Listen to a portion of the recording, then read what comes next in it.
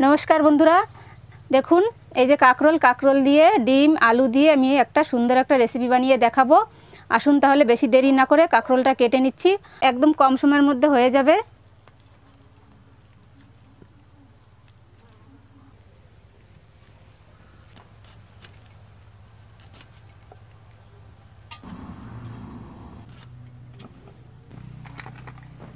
এই কাকরোলটা আমি দুভাগ করে নেব। দেখুন একদম কচি। কাকরোল দুই ভাগ করে নিয়েছি। এবার কাকরোলের ভিতরে যে বীজটা এটা বের করে নেব। আপনারা চাইলে কাকরোলটা সিদ্ধ দিয়ে বের করতে পারেন, কিন্তু সিদ্ধ করার দরকার নেই, সিদ্ধ না করলেও ভালো হবে। একটা চামচ দিয়ে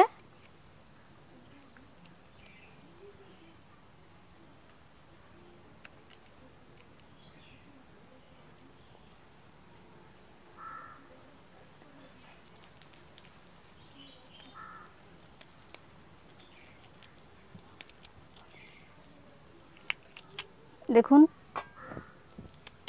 বের করে নিয়েছি।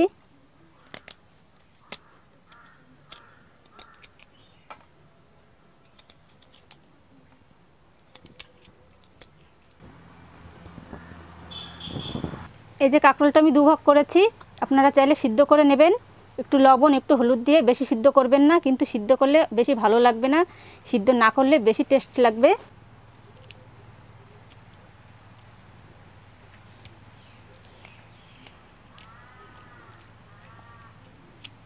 দেখুন কত সুন্দর বেরিয়ে যাচ্ছে। কাকরোলের বীজটা বের করে নিয়েছি। এই কাকরোলের বীজটা আমি অল্প দেব, আর কিছু রেখে দেবো। ঘরে পেঁয়াজ দিয়ে রসুন দিয়ে ভাজা করলে খুব সুন্দর লাগে। আসুন তাহলে এই যে আলু আর ডিম সিদ্ধ করে নিয়ে এসেছি, এটা ছেলে নেব।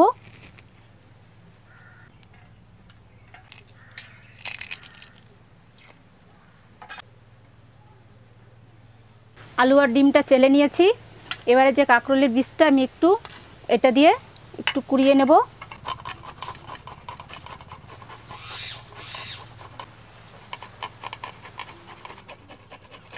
কাকরোলের বীজ আমার গ্রেট করা হয়ে গেছে।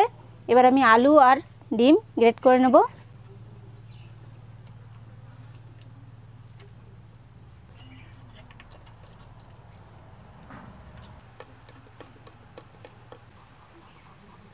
কাকরোলের বীজ আলু আর ডিম একসঙ্গে গ্রেট করে নিয়েছি।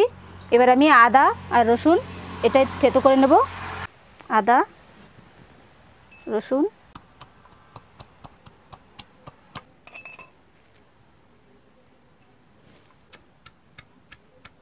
আদা রসুন পেঁয়াজ বাটা,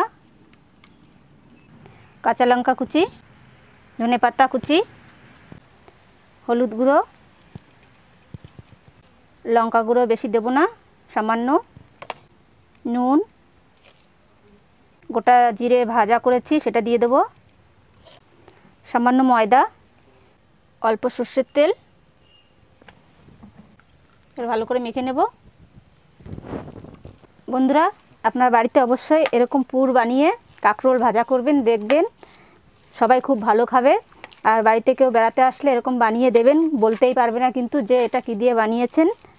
আর আপনারা এটা কিন্তু বিকেলবেলার দিকে মুড়ি দিয়েও খেতে পারেন, বা শুধুও খেতে পারেন। কাকরোলগুলো আমি সুন্দর করে ধুয়ে নিয়েছি। এর মধ্যে একটু সামান্য হলুদ আর লবণ দিয়ে একটু মেখে তারপরে পুরটা ভরবো। নুন, হলুদ গুঁড়ো,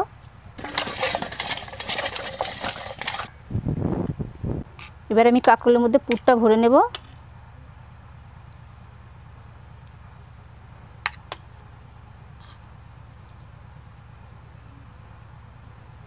চামচ দিয়ে এরকম ভিতরে ভালো করে ঠেসে ঠেসে দেবেন।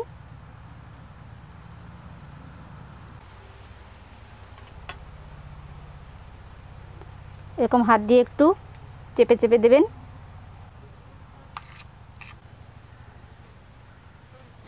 কাকরোলের মধ্যে পুরটা ভরা হয়ে গেছে।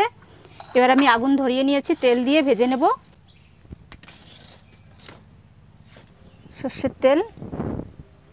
কাকরোলগুলো কিন্তু আস্তে আস্তে জাল দিয়ে ভাজতে হবে, কারণ আমি সিদ্ধ করিনি। আস্তে আস্তে জাল দিয়ে ভাজলেই কিন্তু ভালো হবে।